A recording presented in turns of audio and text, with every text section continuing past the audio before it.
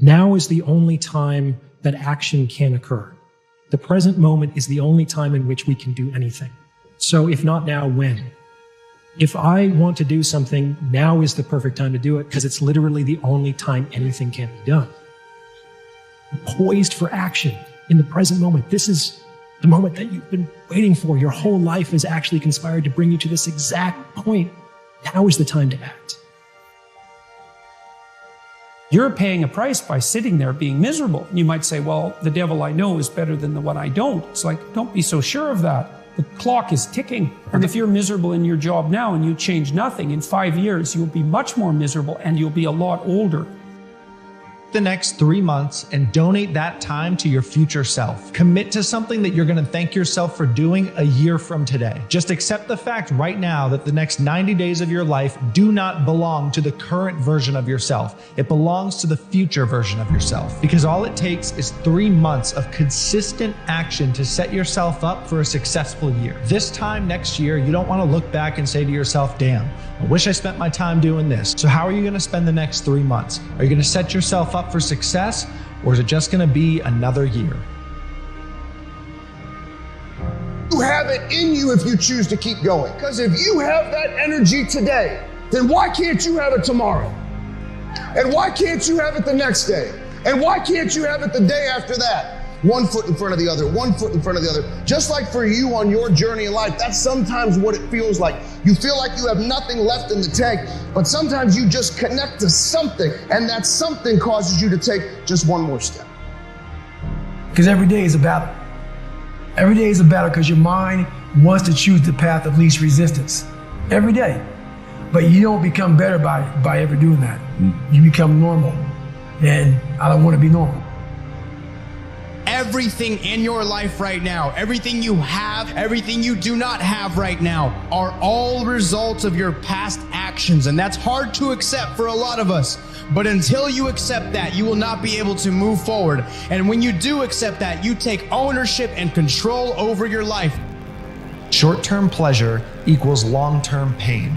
And short-term pain equals long-term pleasure. Everything you're looking for is on the other side of short-term suffering. And everything you don't want is on the other side of avoiding that suffering. It's many sprints inside a marathon of life with a winning line, finish line is constantly changing. It's constantly moving. It's constantly evolving. Sadness comes from a perceived lack of options. It's why it feels like hopelessness. You don't know what to do. Anxiety comes from many options, but no priorities. And you solve that by making a decision. And you solve sadness by figuring out what to do, which means that it's something that you can solve through knowledge. So there's only 2 things that control the quality of your life. Please jot them down. For the rest of your life, you want to remember. The quality of my life is controlled by 2 things, meaning and emotion. Meaning and emotion. The meaning you give to things controls the emotion that you feel. Develop a sense of urgency. Get the reputation as the person who does things fast. Develop a reputation for speed and dependability, and your future will just open up in front of you. Working fast, that sense of urgency. Act now, do it now, do it now, do it now. Most people just sort of shuffle through life. You know, they get to it when they feel like it. But all the excellent people, all the high performers have a sense of urgency. Things never feel like they're changing in the moment. Day by day, minute by minute, it's easy to feel like you're making no progress. So you get frustrated and feel like you're not doing enough. But the reality is, everything is compounding. The day things feel different doesn't happen overnight. The miles you have to overcome aren't conquered in one step, so just keep moving. All of us walk around with stories about our lives. Why choices were made, why things went wrong. Stories are the way we make sense of our lives. But what happens when the stories we tell are misleading or incomplete or just wrong? Well, instead of providing clarity, these stories keep us stuck. The way we narrate our lives shapes what they become. We talk so much in our culture about getting to know ourselves, but part of getting to know yourself is to unknow yourself. to let go of the one version of the story you've been telling yourself so that you can live your life and not the story that you've been telling yourself about your life. What would happen if you looked at your story and wrote it from another person's point of view? What would you see now from this wider perspective?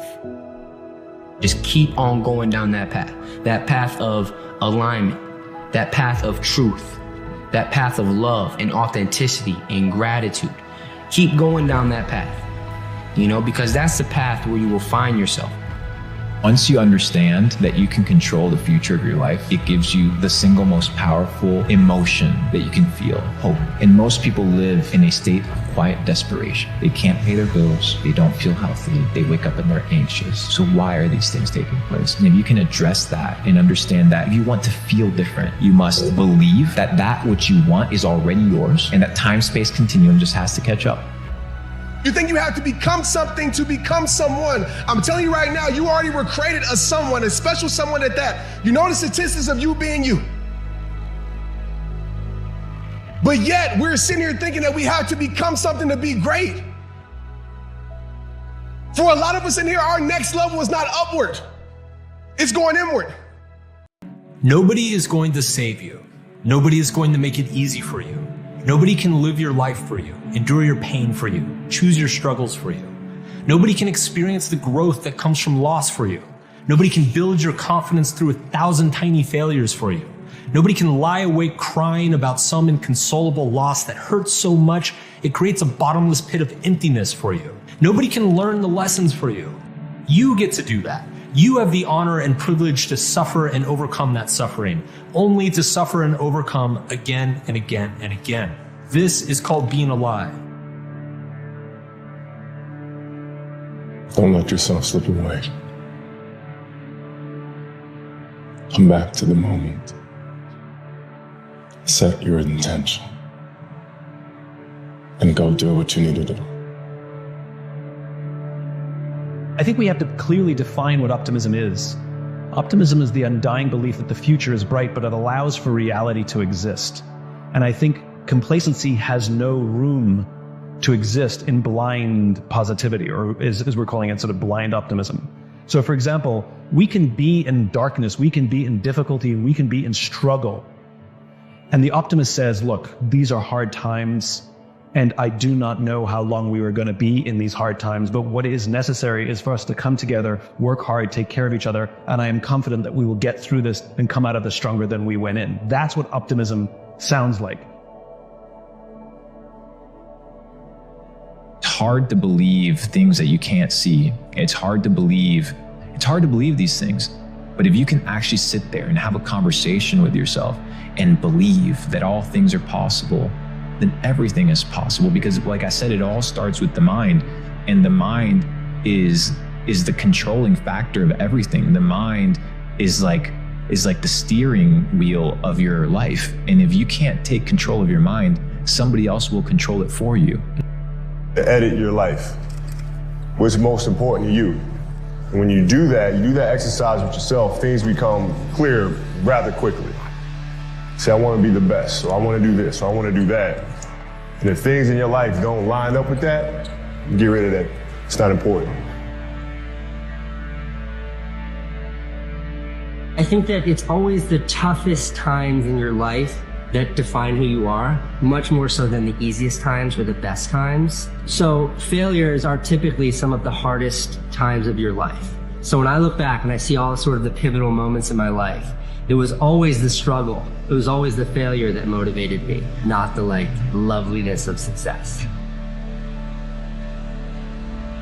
One day at a time, you're gonna say, I'm gonna do this, I'm gonna do this, I'm gonna do this, I'm gonna do this, I'm gonna do this. And you do those things. And you wake up the next day and you say, I'm still in this shitty situation. I don't have any confidence. I don't feel good. But I did do what I was supposed to do yesterday. And that's where it starts. It starts this little bitty win that is seemingly insignificant. And then you go around the second day and you say, I'm gonna do this, I'm gonna do this, I'm gonna do this, I'm gonna do this, I'm gonna do this. And you do those things. So you're doing these things day in and day out. And day in and day out. And eventually those things that on the first day were so fucking hard for you are now just part of who you are. And not only are they part of who you are, you feel great about who you're becoming.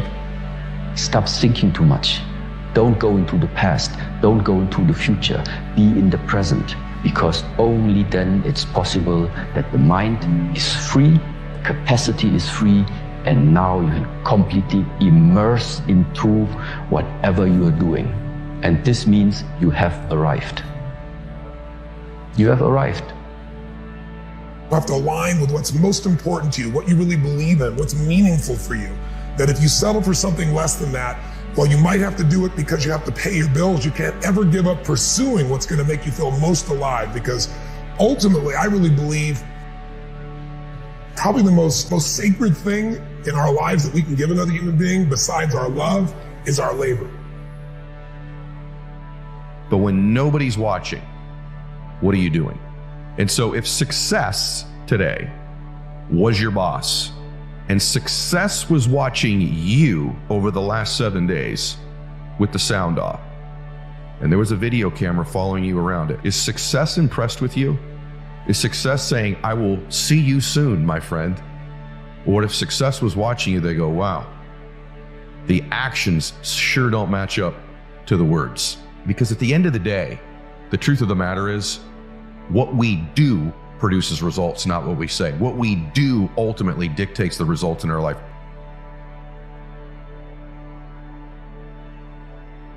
So think about how you feel when somebody breaks that contract, when breaks that commitment to you. Everything's done. Handshake, everything's negotiated, all the way it's done, it's over with. And they say they're not going to do it. You should be more pissed off with breaking a commitment to yourself. And people do it all the time.